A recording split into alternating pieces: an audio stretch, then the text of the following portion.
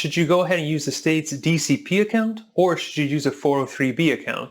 That's what we're going to be talking about in today's video. So chances are, if you're looking this topic up, you have the option to use either one, and you're trying to determine which one's going to be best for me. Now, both of them work on a pre-tax basis by default, so we're not going to talk about taxes here today. So what truly is the best benefit or option to use for your retirement? First, let's start off with the similarities here. So the DCP is ran by the state, 403B is ran by a private entity. Now when it comes to 403B, there's actually two different types. One's annuity based, which means that the money's to be locked up for longer. And then you have the mutual fund 403B, which means the money is free and clear. If you need more information on that, check out the video recorded over here. So now both of these plans actually have the same IRS contribution limits. So here in 2022, the top limit is $27,000 per year that can be saved into these plans on a pre-tax basis. And that's for people that are over age 50. If you're under age 50, the limit is $20,500.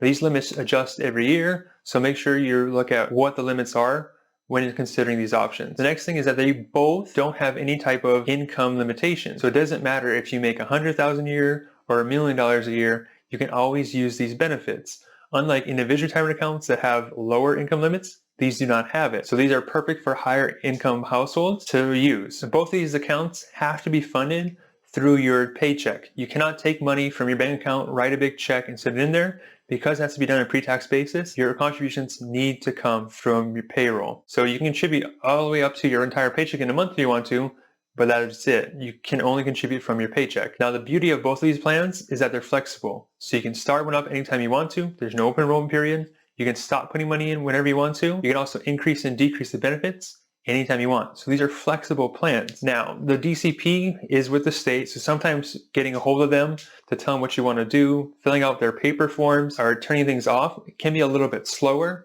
When you're dealing with a private entity, it depends on the provider, or if you have an advisor, it depends on the advisor on how fast they can make these shifts move. Now let's dive into the differences on really what sets them apart. So because the DCP is with the state, they have a limited lineup of investments. It's actually the same exact investments that people have in Plan 3. So if someone on Plan 3 decides to put money into DCP, you're really just putting more money into the same exact investments. So just keep that in mind. So you only have a limited selection of target date funds and like 7 other individual options, and then that's it. 403Bs, however, can have a much wider range of investment options. So they can have the same exact target date funds as the DCP account, but they have potentially hundreds, if not thousands of other investment options to choose from.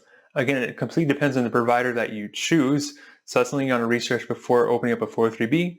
But as far as investment options, 403Bs always have more than the DCP has. Now, as far as accessing the funds, the DCP is completely hands-off while you're employed.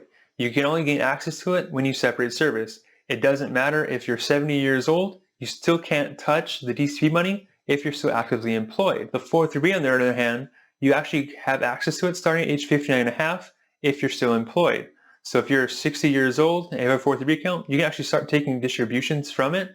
You'll still pay taxes on it, but there's no 10% penalty for taking it early. Now, if you separate service, you can actually access 403B as early as age 55. So if you're planning to retire at 55, you're going to have access to the DCP, or you'd have the same exact access to 403B, so there's really no difference there. The DCP only would make more sense if you have a plan to retire at, say, 54 or 50.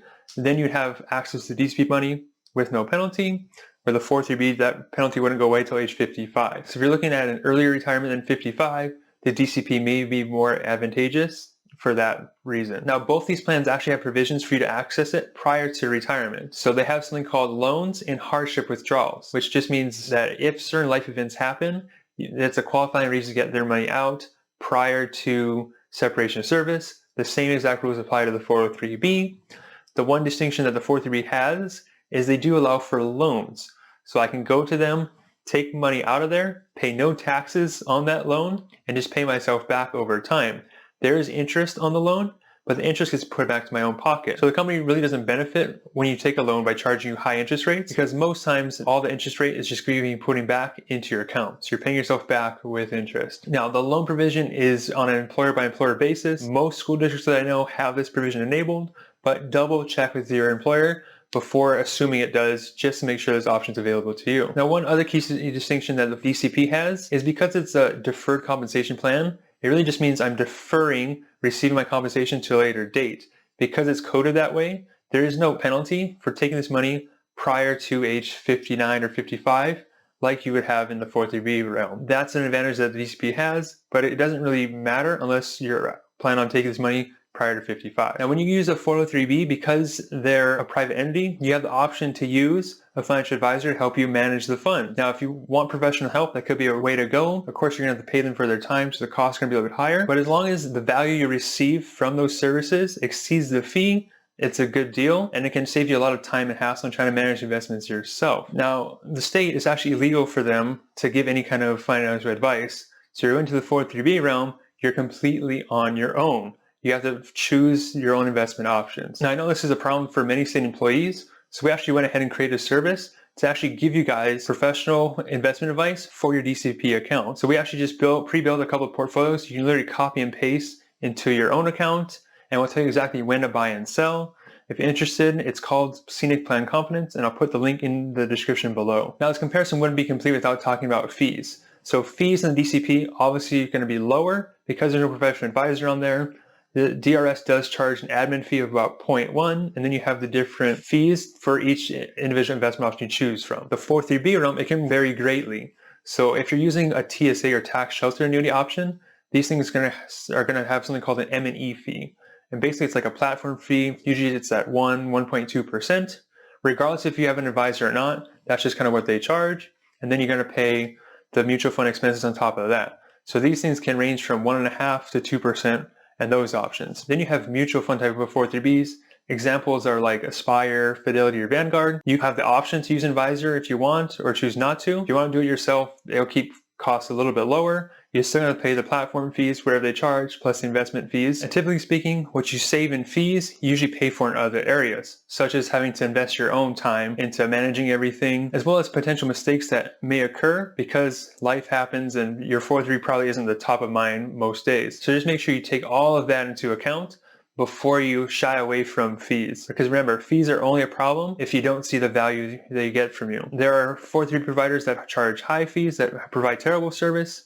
And then you have 403b accounts that have moderate fees and the service is phenomenal. So you're going to comb through the different providers, interview the other financial advisors to see which one's going to work best for you. All right, so to sum it all up, the key differences between the two is the 403b, you have more investment options, the access to loans, access to professional advisor, and then you have money free and clear age 55 if you're separated, or at 59 regardless of your employment history. The only advantage to using a DCP account is if you plan on taking this money out prior to age 55, so you can avoid that 10% penalty. Otherwise, you're stuck with a limited investment options, no professional advice or help. So if you're really trying to make a decision which one's going to work best, the 403b, in my mind, because they have more investment options and flexibility, that's typically going to be a better way for a lot of people to go. Now, if you have high income where you can actually fund both these completely or fund one entirely and still have money left over, you actually can use both these accounts at the same time.